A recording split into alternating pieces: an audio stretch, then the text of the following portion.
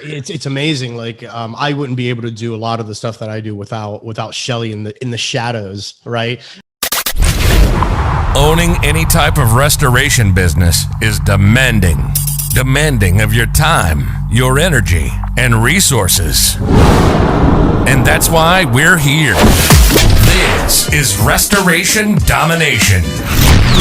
If you're a contractor in water mitigation, mold remediation, biohazard cleanup, roofers, or public adjusters, you'll learn how to dominate using some of the techniques and strategies that our guests will share. We'll interview top industry insiders, movers and shakers, hustlers and hackers, and anyone dominating their industry. This is Restoration Domination. Hustle, hack, and dominate.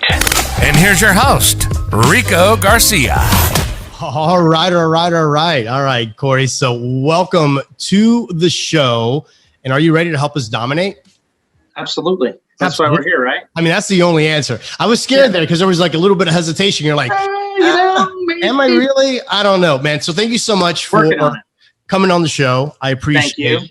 So for those of you that don't know, the great Cory King over at Coastal Air Assessments, he's been, not only a professional, acquaintance, but much more than that, a friend. We've been able to forge a really good friendship over the years now, I could say. Yes. I think so. Yeah. Just about. And so it's really, really cool. We met on Instagram, which, funny story, I don't really do my own follow-up. We were actually talking about this the other day while we were on a mold assessment. And neither do I. And neither do you. I think you either had your assistant or your wife do an initial follow-up. I had my wife. She kind of really understands like how to capture my voice, at least on text. And we kind of, I guess I was geared up, you were geared up, and then they finally connected us. And you've kind of been like my go-to mold assessor for quite some time now. Well, that's a great honor. Trust me when I say that. I believe, and I mean that genuinely. Thank you. So Olivia, for me, my assistant, she'll tell me I was being you today and I made this introduction. And so then the reason I had to tell her to do that was she had made an introduction. I had a phone call from a guy and he just went off what had been said on what Olivia put together. And I had to, had to play off the cuff, Right. Yeah. So I get it. Yeah. We have those who help us leverage, right? We leverage everything. Yeah. I mean, it's amazing. Like I wouldn't be able to do a lot of the stuff that I do without Shelly in the shadows, right? No. And she's the one that's kind of making those introductions and doing that thing. But you need to leverage. It's something that we talk about like a lot. Even on some of the other podcasts that I've been interviewed on, where we're constantly talking about like how to outsource and how to take, which is all important stuff, right? It's just not all stuff is created equal. So it's still stuff that needs to be done. It's important in the grand scheme of things, but sometimes it's not important for us to do it individually, like, to take the time out of our day to be inside of the DMs all day. But again, it needs to be done. It's as taking and doing those messages is just as important the actual job of the remediation, down to sweeping the floors as it is to locking the door. They're all important. And who's got the time to do it all? And the expectation is everything's got to be done, right there. Text, I don't know about you, but when I see a text, I feel like it's got to be answered reasonably within 5 to 10 minutes. Right. Otherwise, people are like, is he ignoring me? Right. What's the problem? Why isn't he answering me back? And it could be legitimately that which I've done 100 times, and you have called me on it, is I turn my ringer off and don't pay attention, so I get caught on that. But everything's got to be done right now. Yep. So Cory, tell for all those who are not familiar with who you are and your company, just give us a quick little intro. Like, how did you get into, the whole mold assessment game, and, what is Coastal Air Assessments, and kind of like, what are you doing? Okay. So, Coastal Air Assessments, we are a indoor environmental professional company. We do mold assessments. We work, I have an industrial hygienist as a mentor. So I don't know if we do a little more, but this is what we do. Mold assessments, category 3 water assessments. The typical of most of the assessors is that we run in and, do moisture assessments also, moisture metering of a property. We go a little further. I do some VOCs. Big thing I'm working on now, or probably my main interest right now, is other particulates in the air. we get a lot of phone calls on our side, and I'm sure you've heard it from clients of yours. They think everything comes down to mold, especially down here in Florida, where I think yesterday was a nice balmy 80 degrees with 80% relative humidity. So everybody thinks mold. I'm diving a little bit more into other things in the air. There's always something that can make you sick. It doesn't always have to be mold. But so anyways, so we're building a company that essentially what we're trying to do is become a complete company for not only just indoor environmental, but some exterior environmental issues too. We do phase 1 environmental inspections right now, and we want to dive a little deeper. I'm in the process of becoming an industrial hygienist, so I want to expand and kind of do all kinds of weird testings. Right. But the story, you weren't always a mold assessor, right? No. I was game for a while, right? I was a knucklehead construction worker. So the short story is I always had a knack for kind of tracking where water went. Had nothing but high-end clientele. I worked on the islands here in Florida. Didn't go in homes less than 5 million. And I went to a client's house. He had some damage. He just had an assessor there. I didn't know what they were at the time. And I discussed with him what happened and kind of told him the route of water, where it went, where it came, what it was doing. And he said, you're in the wrong business. You need to become a mold assessor. And it was that quiet moment where you felt your calling coming on. So right.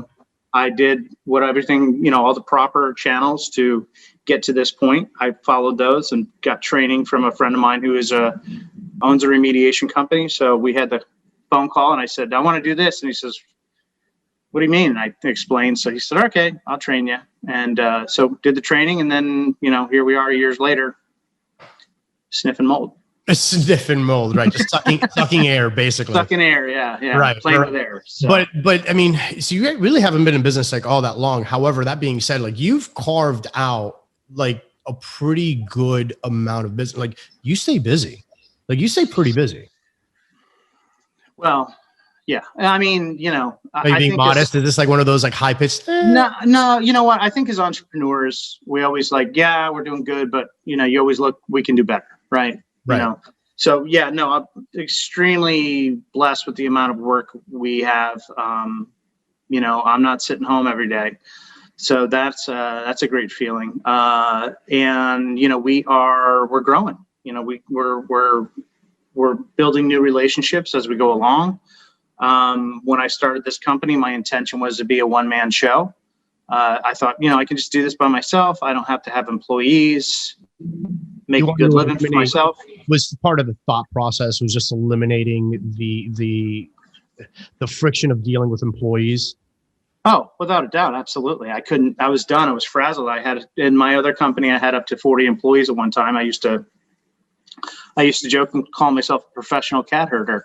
So the idea of being able to do this and make a living and just do it by myself was great. And then as we're growing, about a year ago, I had a guy come to me, two gentlemen from church. One is an entrepreneur. The other one was a banker, and both had damage at their homes. And I had a mold assessor there and said, wow, this is really great money. How do we get in? So they had come to me, talked to me about what it takes to get in the business, and then offered to partner with me, invest money. And so at that moment, that's when I realized I was playing it small. So it was time to grow or make the steps to grow, Right. So here we are, we're growing. We're working on it. Which is good. I mean, positive momentum, going in the right direction. Well, and we honestly, I don't want to sound corny when I say it. I've had people come into the business that it was easy. There was no real push or animosity to bring them in. I've been blessed to be circled by some really great people who have come in, and there's some people that we're trying to bring in down the road who I didn't solicit. They came to me. So, I mean, how do you not grow when you have great people just coming into the fold every chance you get? Right. So, but a lot of it too has to do with like getting mentorship too, like in whatever business. And I know that you're big on, having the right players mentor in the right areas. Like what are your thoughts on, business owners and entrepreneurs getting mentorship? I'm a huge fan of mentoring. I have a mentor in my personal life. I have two mentors for business. So, why not grab the wisdom of a guy who maybe's been there, done that, and can kind of help you with hardships that, we've never dealt with in a business. I don't know what I'm going to run up to next as this thing grows, but, it's nice to have some people in the corner that maybe have an idea or maybe have another angle, or, even if they don't, I think it's great to have somebody outside of your circle who can look at it from a different way. We all are emotionally tied into our businesses, and sometimes we need somebody to look at it from, 100 feet as opposed to being right there at ground zero. Right. And you just don't know what you don't know. That's where I think a lot of entrepreneurs, myself included, right, where it's like, okay, well, you've got you're filled with piss and vinegar and you're ready to go out and get it. But then you're like, I'm going to figure it out. I'm going to figure it out. I'm going to figure it out. Yeah. Well, yeah, you can. And there's definitely people that have done it that way. But then you can also like shortcut everything by just getting in contact with the right people and just being humble and saying, hey, by the way, yeah, I'm in this business. And this is something I think it's amazing how many people are actually willing to help, right? If you just ask. So a lot of people, we're so concerned with like, oh, well, you know what? Like there's so much competition and there's this and there's that. They're not going to want to help me. And that might be true for a certain amount of people, right? But even myself in the restoration business or, you in the assessment side of things, reaching out to other people that have accomplished really, really good things and be like, hey, by the way, I'm in this business. I'm really impressed with the way that you're doing this, this, and this. How did you get there? Like, what did you do? Right? Yeah. It's amazing how many people will just open up and will actually take on that mentor role to kind of guide you in the right direction. And then just by the simple act of acting, you cut your learning curve in half. Or more. Right. Or more. Everything we're doing on either side, let's be honest, in this restoration field, there's so much to know. And to have this information, not be able to share it with somebody else, that'd be horrible, to have this information, not be able to share it with the newer guys, make those guys just as good as you are, if not better, because we all do better when everybody's doing great. It's, when you have, and I really didn't know this when I got into the business, there's still some bad blood with the society as far as how the remediation business used to work. And some of those, let's use the 350 rule, right? For every good job you do, 350 people hear about it, right? Right. Well, every bad job you do, 350 people hear about that also. And we all know, the news isn't full of good news all the time, right? So bad news travels a lot quicker than the good news does. And if you got people doing things that are not exactly kosher or doing things the hard way that cause a customer more tragedy than the actual incident that happened, they're not happy. What do you see most of from a negative standpoint with remediation companies?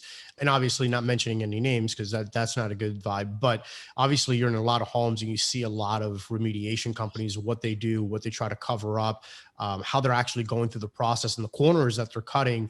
What's the common theme that you're seeing that is happening over and over and over again that realistically should not be happening? I don't know I always come down to the money. And I don't know what the circumstances are on that other side. I kind of call myself the prima donna of the group because I'm not involved in what they're doing or why they may have done this. And, how they work and what they miss. Is it because they just have guys who aren't trained right? Or is it because they're doing a project and it's a program for a said company and they only limited on that, this and that? I think all in all, I think most of these companies that I see are all trying to do really good work, but things get missed. Obviously, if we see them, we're going to call them out. And I don't think I've ever had anybody try and twist my arm to let things slide. Right. They're genuinely, okay, we'll take care of that. We'll get it right. But I don't know that anybody's doing anything horrible. I think it always comes down, I say that with everything. It always comes down to the money. Why did this not happen? Right. Well, to that point, I mean, there are a lot of circumstances when, even as a restoration company, we're dealing with an insurance company. The insurance company is only paying X. The homeowner, there's more than X damage, right? So if it's a $10,000 mold cap, they have $15,000 worth of actual damage. And I'm talking about being very, very frugal on invoicing. I'm not talking about the fluff or, inflated invoice. I'm talking about you're really keeping it down to the wire and you still come up with $15,000 worth of damage. Well, then now a homeowner, and I've seen it happen, they have to kind of make a decision. It's like, okay, well, what do you address? Do you address everything? Are you following IICRC protocol to the letter? And if you are, that's what your invoice is. But if you don't have that kind of money, how do you kind of get a similar result without spending that kind of money? So I've seen situations like that, right? Where it's like you have to start making decisions on what you can actually afford because the insurance company isn't paying for everything.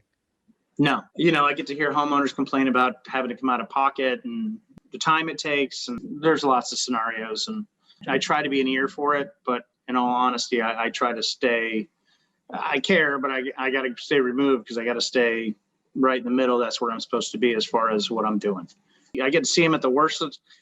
Funny for me, the clients, I get to see them, you as a restoration guy, you see them the whole way through. But I get to see them in the beginning where there's one emotion there. And then on the back end, when usually by the time I get there on the back end for the post test, there's two things. They're really excited because I've turned all your machines off and they can actually hear themselves think for that time. But super anticipation on, 9 times out of 10 comes out of their mouth. Well, did I pass? Did I pass? Right. Let's get the results back and we'll know. But, things look good at this point. But I haven't been able to look at anything below 75 microns with my naked eye, so I can't tell them all that information. Right. And they want that result like right here, right now. Yes, they do. Yes. I can't tell you how many times I get to leave either on the beginning side or the post side. And the first question always is, are you taking my picture with that thing?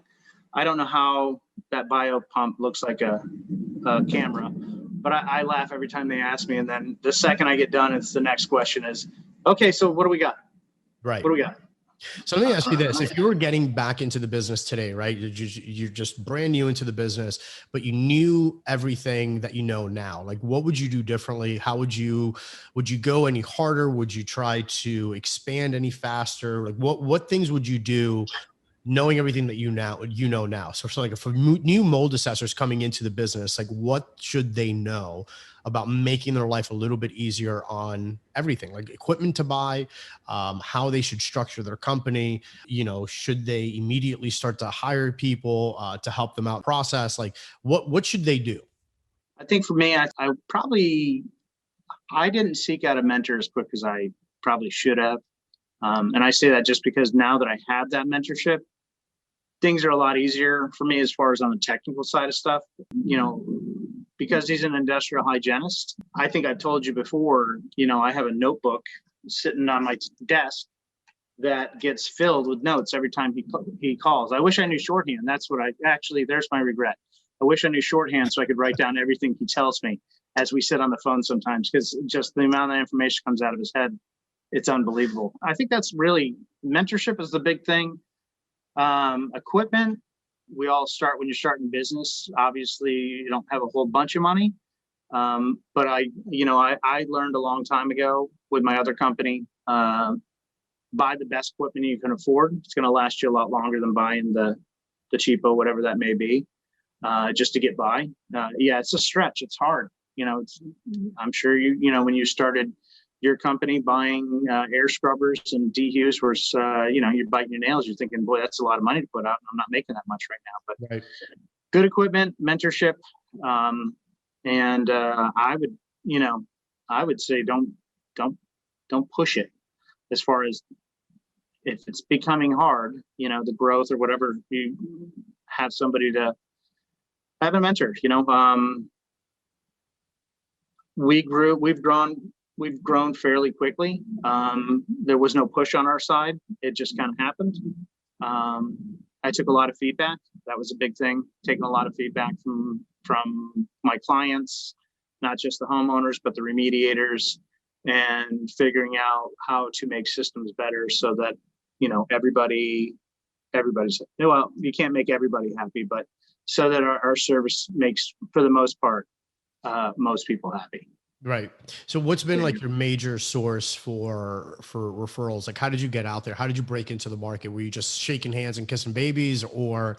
Yeah, face to face. I think face to face in our business means more. we're going into homes that we don't know anybody. We don't know the people. You guys have just as much of a relationship with them as I do. We're not going in at the best times for these people, and sometimes you run into people who take this really well and they're doing good with it, and then you get other people who, this is not, like I always say, nobody's saving up to their money to give it to me. So you want to have those levels of trust with people, and I think the face-to-face with other people in the business means more than anything else. So you want to know that I'm not going to show up in a baseball cap turned backwards and flip-flops to go do an assessment for your client who's super concerned about their house, and I look like I just came off the beach, right? So I think that builds a lot. We're in a digital marketing era. You're talking about mainly like the referral style of business, right? Yeah. You're networking with the right people, like a BNI, those kind of groups, and they're the ones that are performing the introduction, or another real estate agent or whatever. They're the ones that are presenting you to the client. Yeah, I do well with a lot of that. We've done digital, and digital works great. But for whatever reason, for us, when we sit down and we look at our numbers and we get really granular with it, those face-to-face meetings for us have done really, really well. Right. Numbers wise, we just, they tell the truth. And that's where it is for this company, is that we grow that way. And there's other companies, everybody, not the same glove fits everybody. I know there's guys who have made an absolute killing as far as how their business grew from digital. We've had this conversation. You and I have had this conversation many of times. Is probably my 5th time being on video in my whole life, on purpose. So, well, part of it is because me on the digital side, I'm like, Cory, get on video. You have to do more video. Well, this has only taken us about a year and a half to actually get me in this spot to do this. So, it's kind of like the projects at home for my wife. I'm going to get to them. I don't know when. Right. Yeah. So for me on the whole business growth side, I mean, for us, it was really all digital right from the beginning. And I know that there's a lot of value in the BNI meetings. And I know that there's a lot of value in these like morning, lunch meetings with, local professionals that allocate an hour and a half each and every single week to shake hands and stand up and say, hi, my name is Bob, and this is what I do. And they have those little commercials and then they sit down, and that's fine. However, and I know there's a lot of business there, right? However, for me, I'm always like, like I should just be spending this hour just working on a Facebook campaign or a YouTube campaign. And there's something, I want to be honey. Like that's who I want to be. Like I want to be the honey. I want like the bees to come to me. Like that's to me, it starts a relationship in a much better way, because what video has the ability to do, if you do it right, I think, is you kind of vet people before they even get to you, because now they're seeing you there, like how you talk, your mannerisms, like everything. They kind of start getting a little preview of how you think. And they're like, you know what? Either I like this guy or I don't like this guy. And if they don't like the guy, right, in this case, me, that's great. They're never going to reach out to me. That saved me a whole lot of headache, right? But if they jive with me, they believe in my ideas, now they come to me, and now we can find a more, symbiotic type of a relationship. Like where are you at, and how can I help you, and how can you help me? And, it comes from a better place for me. Now, again, not everybody, like you said, that doesn't fit for everybody, but for the most part, it does, Yeah. And I listen, I had a remediator call me. It was funny. He's a guy I reached out to when I first started in the business, and he was kind of, just whatever.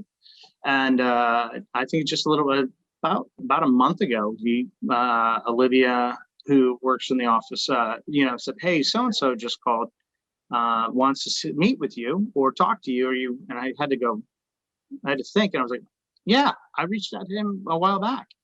And, here's a guy, you want to go back even more. This was a guy who would stop in every single insurance office, and he would, like door-to-door sales. That's what he was doing. But when last March happened and the scamdemic came, he lost his whole business, because nobody was at the office.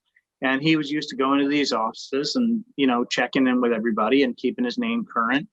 And, he said he's hardly working. And so now he's got to figure out a whole new way to do his marketing. And, marketing is key. Marketing's key in any business, but nobody's thinking about our business. They don't really know who we are or what we do or this industry unless something's happened to them or a close family member that they start thinking about what companies are and what we all do.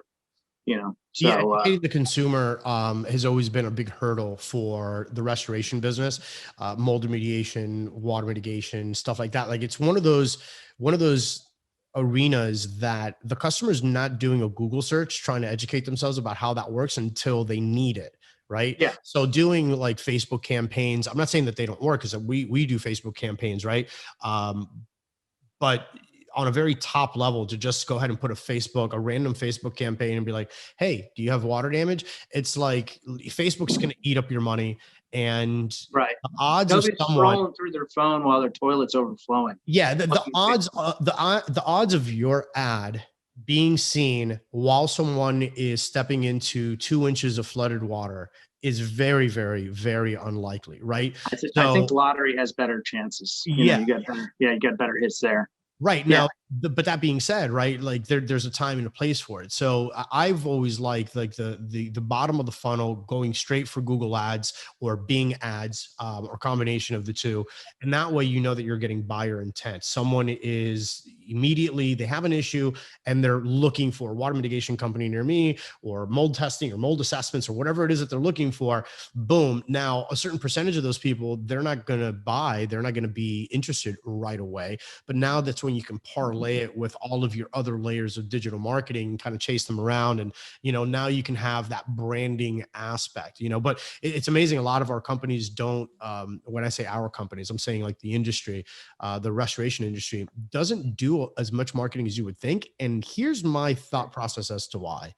TPAs, third-party administrators, right? The program work, because now all they have to do is get on a vendor list and you don't really have to do a whole lot of marketing because the insurance companies are going to go ahead and send you business, right? So no one really had to overly hustle. That's why you see all of these other types of businesses, they spend a lot more money on ads. And when you start looking at even some of the bigger name competitors, they're really not spending that much on ads, unless you're a national franchise or something like that.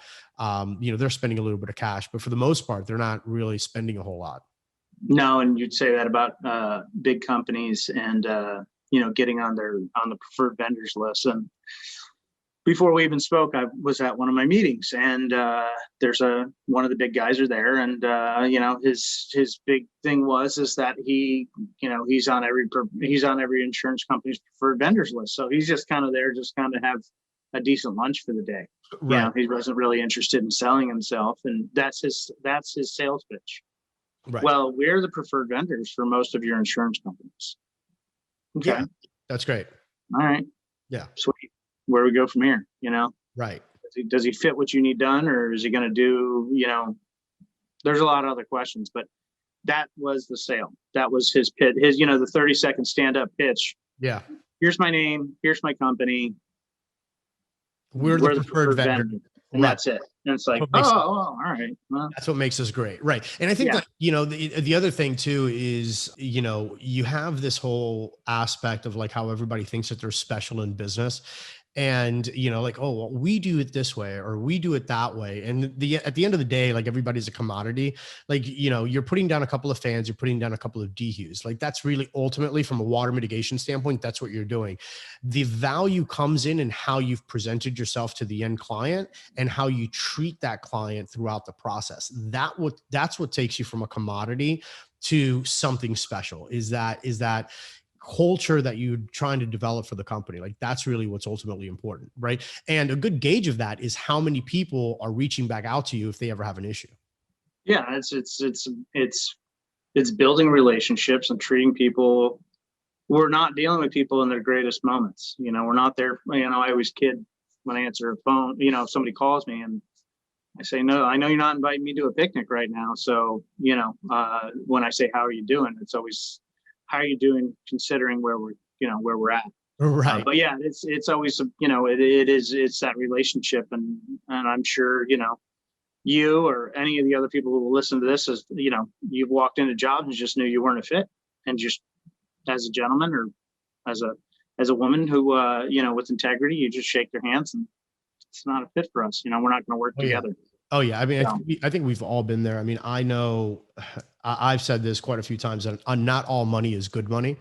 And sometimes it's just not worth the headache. Sometimes if that synergy isn't there with the client or someone that you're going to be dealing with, sometimes it's better to walk away. Walk away and you just, because it saves a lot of headaches. And a lot of people don't listen to their gut, right? That's what I was just going to say, your gut. If you don't pay attention to your gut, and now I learned that in my other business where it was, at that time it was thousands and thousands of dollars that we were dealing with. And, on this scale, we're in and out, we're small, we're not, it's a little bit of money here, each one you go to. And I think most guys think, well, I'll just get in and out of there. And you still have a relationship with that client. They're still going to be calling you. They want to know whatever it may be. Most of them don't read the reports. So they want me to go back and read it to them or whatever else. So there is a relationship there, at least a relationship from when when I go in there to when I leave, when the remediation company's done. So, I got a little time with them, but I think most guys feel like they're in and out. And it's funny, being the short time I've been in houses, I've had clients call me because they didn't have a good relationship with the guy they used already. They want another opinion or whatever else. But yeah, gut feeling is, if you don't follow that, I've never had a great experience when I didn't trust my gut and go with what I. And that's what's even worse, because you're like, man, I should have just listened to my gut. I knew that something didn't feel right. And we've all fallen victim to it, myself included, where you've taken the deal and you're like, oh, you know what? It doesn't matter. Like, it's just one little deal. But never once has it been, oh, you know what? That was actually a pleasant experience. Like, that just never happens that way. No, I think once in a blue moon, I had one that I went to the inspection and it started off really, really rocky, to the point of where I was just going to tell her, listen, I'll give you a couple of numbers of a couple other inspectors and you can have a conversation with them. I don't think I'm a fit. And I was ready to leave. I was ready. I hadn't even finished my outside sample. That's how soon we were ready to leave. Like, set up, and it was rocky right from there. And then I don't know what shifted. I don't know what I did or what I said, but then all of a sudden it shifted. But it was once in a blue moon that happens, But I've had quite a few. I've walked away, and I am so glad I did it. I think it was when we first started talking, and it was a guy who, he wasn't looking to solve the problem. He was looking to be smarter than anybody else in our business.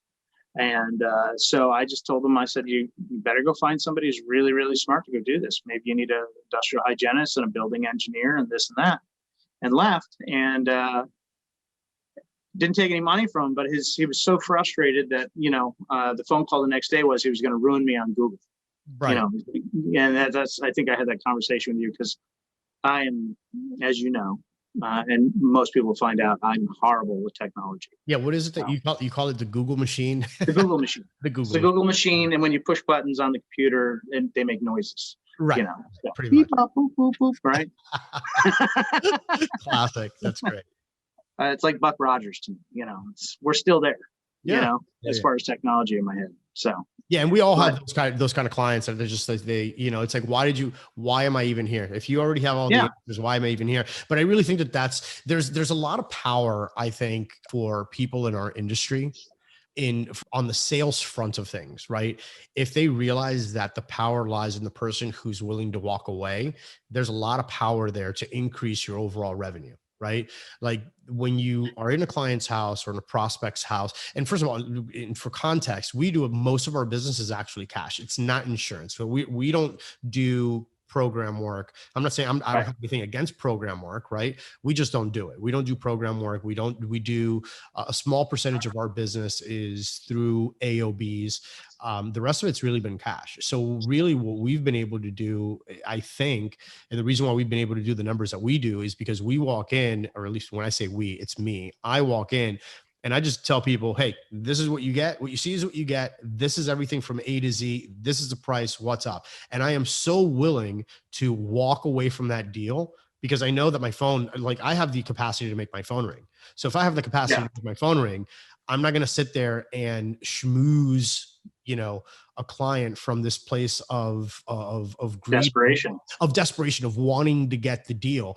And that translates, and it translates into bigger numbers, right? That's where I think people really need to practice not caring.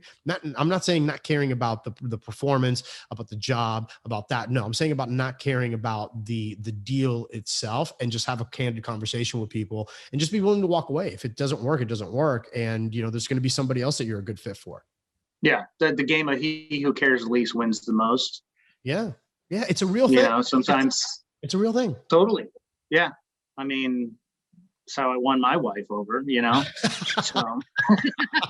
Yeah. You see that firsthand in a lot of relationships, right? It's always the person who cares the least. It's seems like to always have all the power in the relationship. I played it cool for the longest time that she married me. And I was like, okay, great. I got it. Now I really got to tell you, you're way above my league. So, once put the ring on the finger, right? So, yeah. So what's next on the horizon for Coastal Air Assessments? What do you got going on? So we're growing. We're playing with technology. I pulled the trigger on a piece of equipment that is going to make. I think it's what's going to be happening in the next 10 years. You're going to see this everywhere. Matter of fact, one of the big names in the remediation business for testing has actually, they've invested about 30%, I guess, of the startup money for this business because they see it going in that direction. And so it's a machine that can give us instantaneous readouts as far as what levels are of mold and particles in a space. So we'll have the ability with this machine that we can do a couple of things. We can test a room, we can test materials. We get a lot of calls because using an air pump, you're really getting a very small percentage of a room.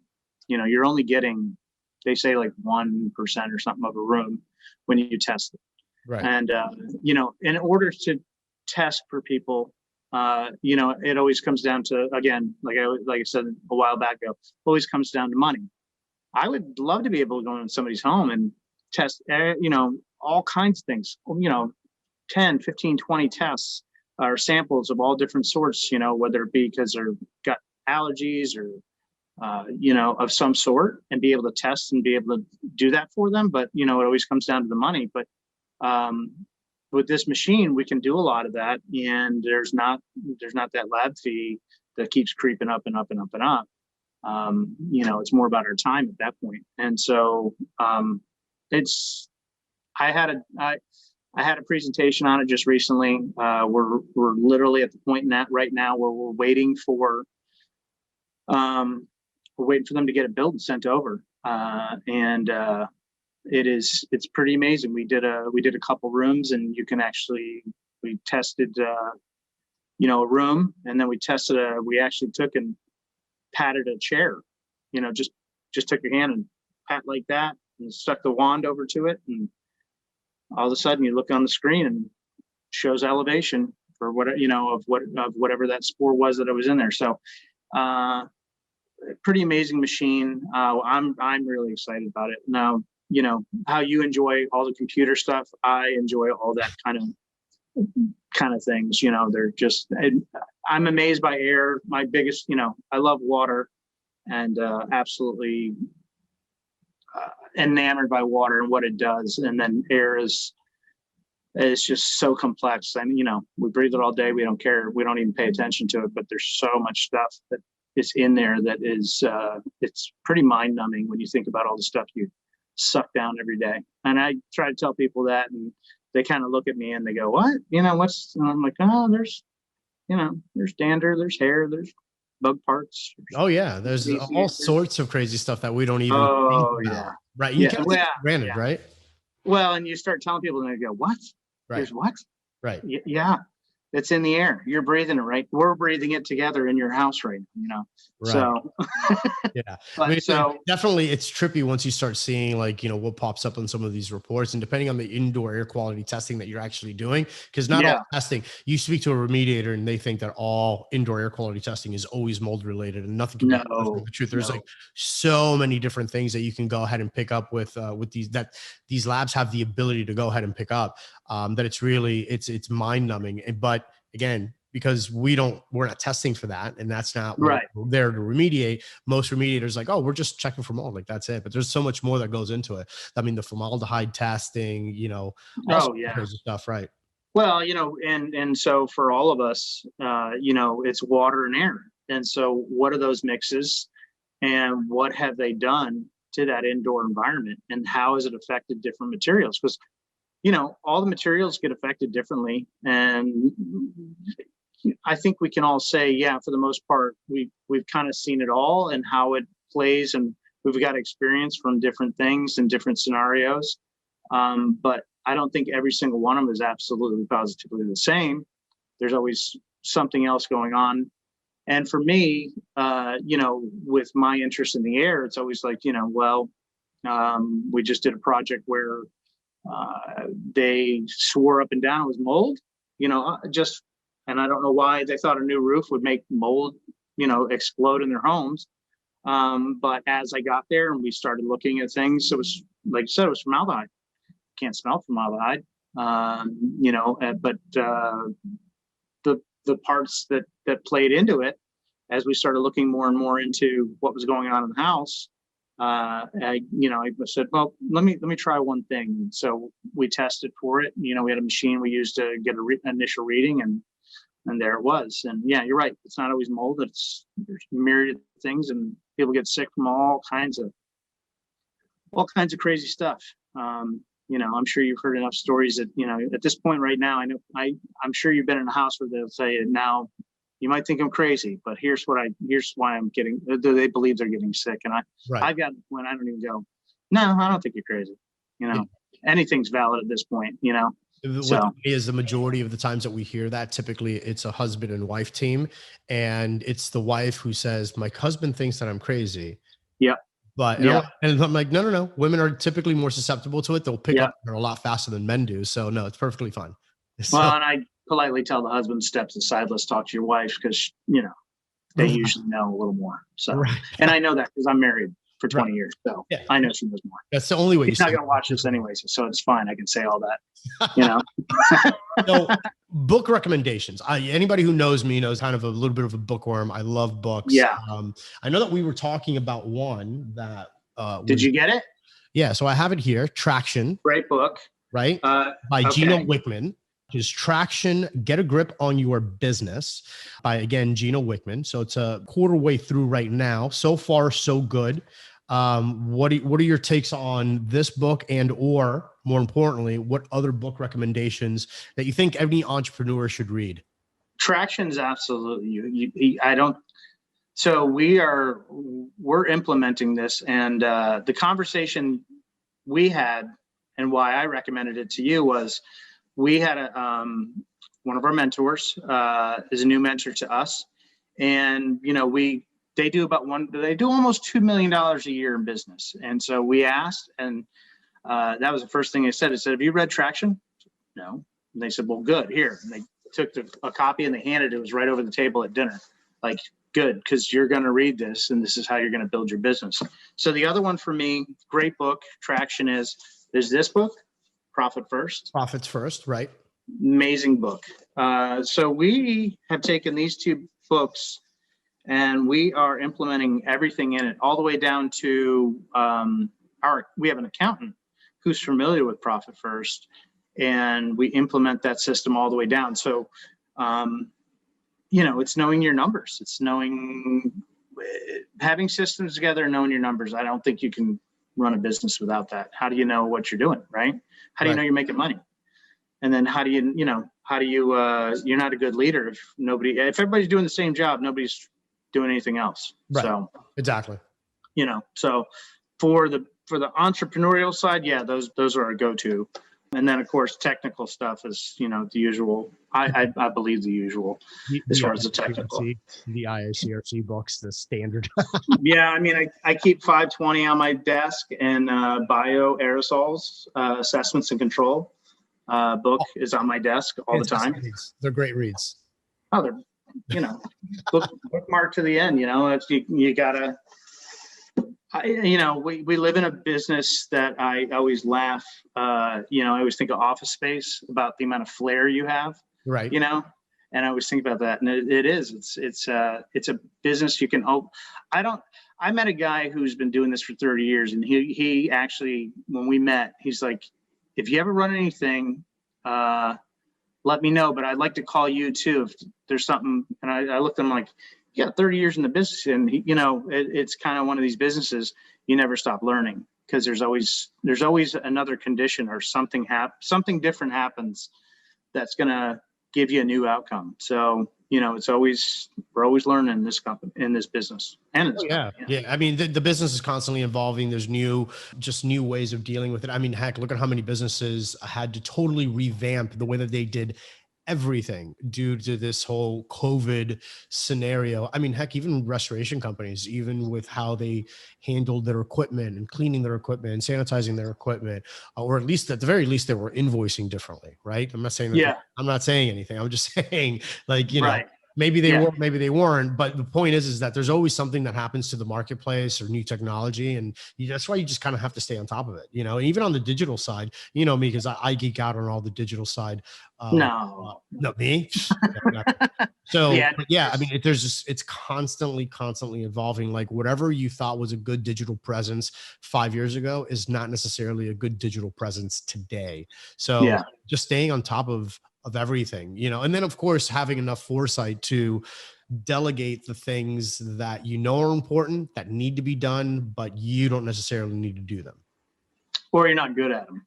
Or you're not good at them, right? Which I bump heads a lot with a lot of entrepreneurs when it comes down to the marketing side of this discussion. Because the most important aspect of business is getting your phone ringing, at least in the beginning. Because if that phone is not ringing, I think that's important the whole time, but I know where you're going. But what I'm saying is that in the beginning, if you don't have an understanding, and I'm not saying to be an expert at it, but I'm saying at least have an understanding on how to get your phone ringing, you should probably dedicate a little bit of your time to figuring out how to put a website together, or figuring out how to do a PPC campaign, or figuring out something so at least you understand the theoretical knowledge on how it works. And then you can outsource it, because now you can go ahead and have an intelligent conversation about how it works. Yeah. Or, you say time, I say money. It makes more sense, in my opinion. And if we're talking about technology, it's better to just put that money somewhere than to have me do it. Because like I told you, I'm lucky I can use my phone at probably 20% of its real capacity. Right. So putting a website together is just not going to happen. At least not me doing it. So, right. But no, and I get that. Right. But I'm saying at least having the understanding of, okay, cool. Let's say, what is an actual Facebook campaign, or what is a YouTube campaign, or what is, how can I get, because here's the thing, like word of mouth is fantastic, right? Word of mouth is really, really difficult to beat, because you're coming in already with a vote of confidence from somebody that somebody trusts, right? Yeah. And word of mouth is like SEO. It's not going to happen overnight. Right. It's got to build. The problem is that word of mouth, number one, is unpredictable. And number two, is just entirely too slow. So how do we get, the people that don't have somebody to give a recommendation to? They're looking somewhere. So that's how you have to look at, marketing. It's like, okay, I'm going to get that segment of the market, right? And get those people that don't have a referral source to go ahead and contact me. Yeah. Yeah. It's they need to know a little bit about it. Yeah. Do they need to know a whole lot about it? That's dependent on your capacity to take on what you can, on top of whatever that business you're in. Let's just say your restoration.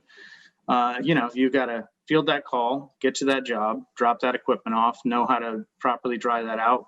And by getting to that call, I mean dealing with a client who not excited you're there, because not the greatest time of their life. You're a tolerated intrusion at best, right? Yeah. Yeah. And then, your day is not easy. That's a hard job.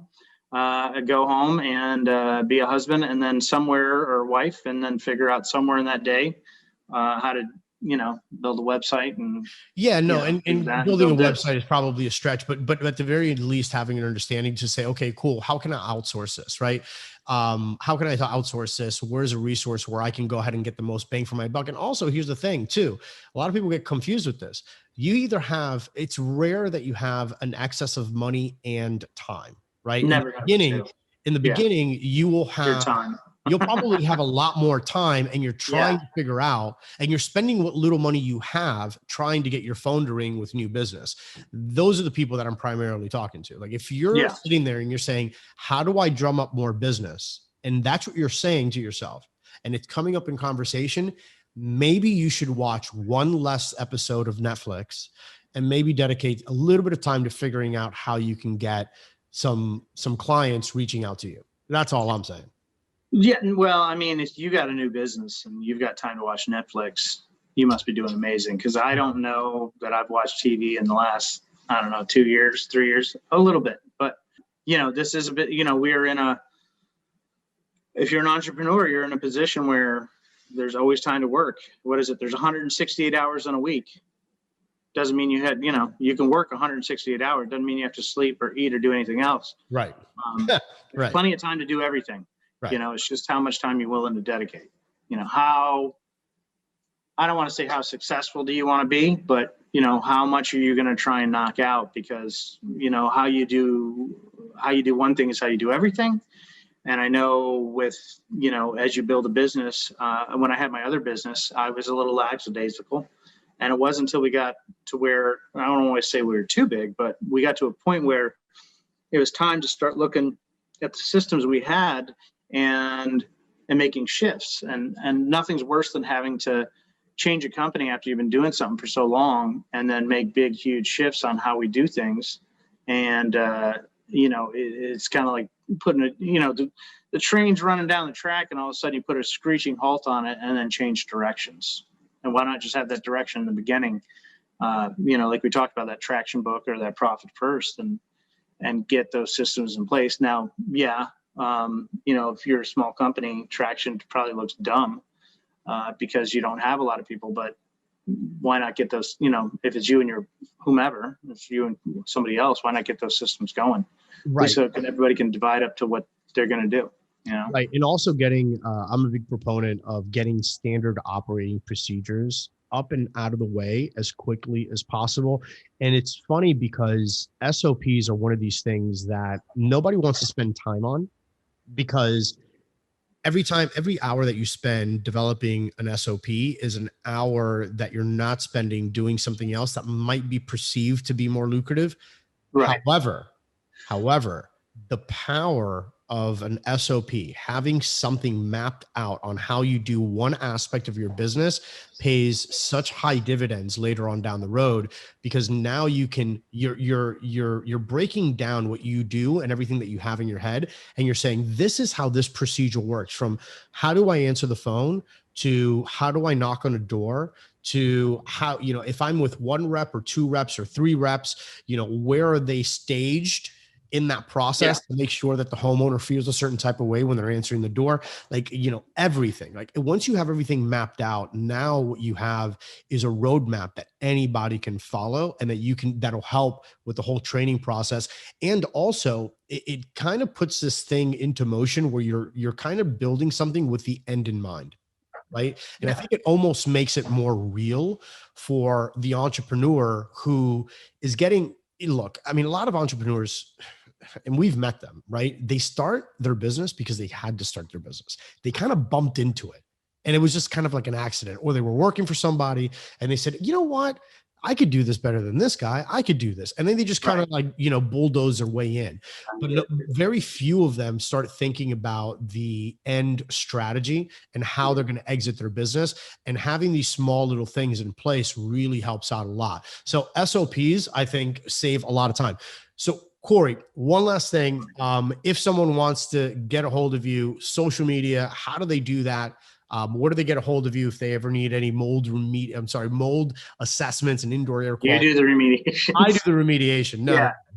You can, couple ways. You can go to our website, coastalairassessments.com is one way. You call the office and you'll talk to Vivian or Olivia. That number's 561-400-0929. And hell, if you want to have a personal conversation with me, my number's 561-262-7718. And if you watch through this whole thing, you'll know I try to text back pretty quick. Worst case scenario. Awesome, Cory. Well, thank you so much for taking the time today.